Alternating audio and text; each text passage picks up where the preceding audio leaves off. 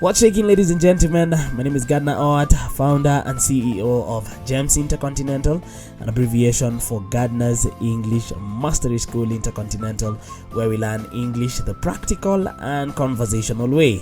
I am back again with another exciting episode on shopping and customer interactions, and to be very specific, I'll be giving you phrases on how to ask for help in a shop or supermarket whenever you're out for shopping. So without wasting time, let's dive in. Excuse me, could you help me find something? Now, this is a very standard way of asking for help in a shop or a supermarket, simply because it is very polite, or rather it's a very polite way to ask for help, and it makes it easy for staff to respond.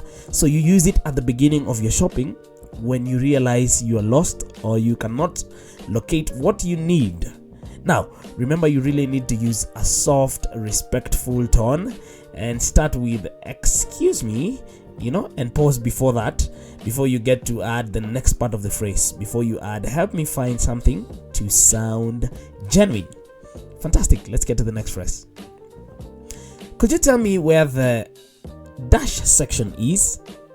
Now, staff are often familiar with the store layout, and of course, by being specific, you help them to give you accurate directions. All right, so you use this particular phrase when you are in a large store or a supermarket and you need help navigating or finding your way to a specific item. Excuse me, could you tell me where the detergent section is? All right, so remember, you need to speak clearly and mention the item part, all right, or rather the section that you're looking for, and use "please" at the end.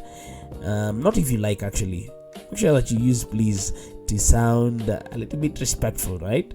Or you can actually put it right at the beginning. Could you please tell me where the detergent section is? Fantastic. Let's get to the next phrase. Do you have this in a different size or color?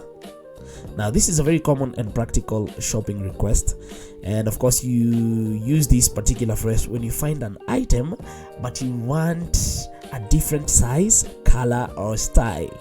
Make sure that you say it gently while holding or pointing to the item, and you can add "please" to make it even softer.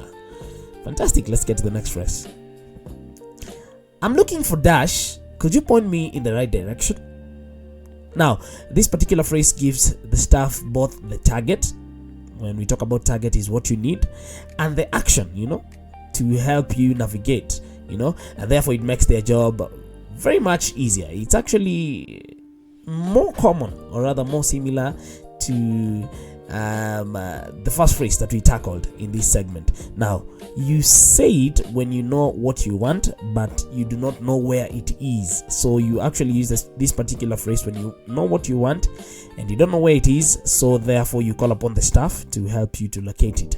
Now, you need to use the first part of the phrase, "I am looking for," to signal that you need help. Then you pause. You pause before you add the remaining bit of the phrase. Could you point me, to show that you are asking sincerely. So I'm looking for milk, right? I'm looking for the milk section. Could you point me in the right direction, right? I'm looking for sneakers. Could you point me in the right direction, right? Could you please point me in the right direction? Fantastic. Let's get to the next phrase. Hi, do you have a moment? I need some help, please. Now, this particular phrase respects their time and workload. It shows that you really respect, their time and workload, and therefore you make them more willing to help you. Now, when the store is busy and you want to signal you don't need them to drop what they're doing, this is when you get to use that particular phrase, okay? And you make sure that you use a friendly greeting, right? Do you have a moment? Hi, do you have a moment, please? It makes it polite and respectful. Hi, do you have a moment? I need some help, please. Fantastic. Let's get to the next phrase.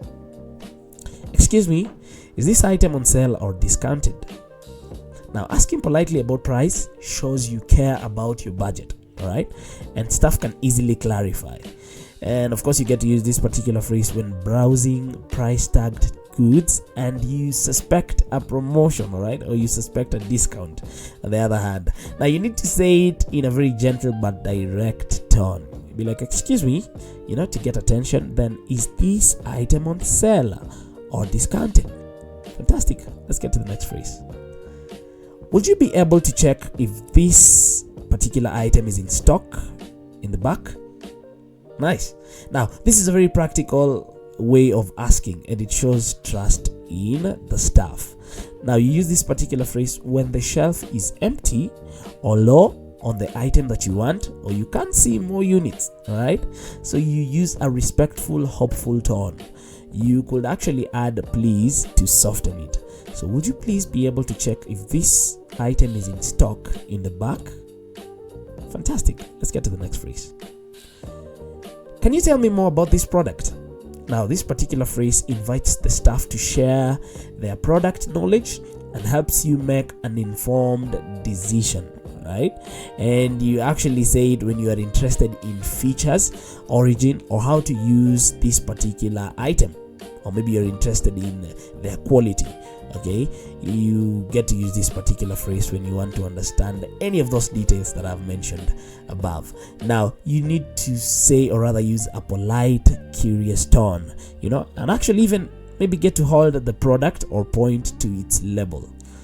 Can you tell me more about this product? Right? You can actually add please to even, sound more soft, right? Or rather sound softer. Can you please tell me more about this product? Fantastic. Let's get to the next phrase. Do you happen to know if there's a nearby restroom or fitting room? Now, this is a very respectful and indirect way to ask, okay? It's very indirect simply because of the first part of the phrase. Do you happen to know? All right. Now, you use this particular phrase when you need a restroom, a fitting room, or any other store facility, okay? And remember, you need to sound slightly embarrassed, okay, but polite. Slightly embarrassed but polite. So do you happen to know if there's a nearby restroom or fitting room? Okay, now it actually softens the request, the first beat of the phrase. Let's get to the next phrase. I'm not quite sure which brand to pick. Could you help me compare? Now, this particular phrase acknowledges that you value the staff's expertise. You value their expertise, and this type of question helps to deepen store customer interaction. Okay, now you use this particular phrase when faced with multiple choices and you need expert input. All right, now you need to say it in a sincere and open tone, and of course show a few options so they know what to compare. Okay, fantastic. Let's get to the next phrase. Is there someone who can help me with bulk items or heavy packages? Now, staff often expects to help with bulky items, all right, but verbalizing it, makes them aware. It goes a long way in making them understand and interact with you at a human level. All right, so you need to say this particular phrase when picking up big items or heavy boxes, and make sure that you use a respectful, slightly apologetic tone. I don't want to be a bother, but is there someone who can help me with bulk items or heavy packages? Fantastic. Let's get to the next phrase. If I change my mind, is it okay to return this? If I change my mind, is it okay to return this? Now, this particular phrase clarifies store policies and shows that you are thoughtful, And of course, you say this particular phrase before making a purchase, or rather before making a purchase, especially for clothing, electronics, or higher priced items, right? And you need to use a calm, matter of fact tone. If I change my mind, it actually softens the request. Great. Let's get to the next phrase. Could you help me decide between these two items? Now, staff often know product pros and cons, and asking their opinion actually makes them part of your decision making. So you use this particular phrase when you are unsure which product is better for you. You're actually trying to compare between two products or items, and you need to make sure that you use a friendly, interested tone. Hold the two items. or show them both, Great, let's get to the next phrase. Would you mind showing me how this works? Now, this particular phrase invites staff to share knowledge and demonstrate. It actually demonstrates your seriousness about using the product correctly. So you say, or rather use this particular phrase for electronics, kitchen gadgets, or any items that require demonstration. Now, remember, you need to use a respectful tone, maybe gently place the product in their hands. Would you mind showing me how this works? Fantastic. Let's get to the next phrase. I'm a bit unsure. Do you accept dash method of payment here? Now, this particular phrase clarifies payment method ahead of time and avoids awkwardness, and you actually use this particular phrase at the checkout, all right, or at the till section, especially if you want to use an uncommon form of payment. It could be card type, it could be app payment, it could be a voucher, it could be crypto, who knows. Fantastic. Now you need to use a calm, confident tone. I'm a bit unsure, it actually softens it, so it's not very demanding. I'm a bit unsure. Do you accept card payment method here, right? Do you accept app payment method here? Fantastic. Let's get to the next and last phrase for this episode. Thank you for your help. That was really useful.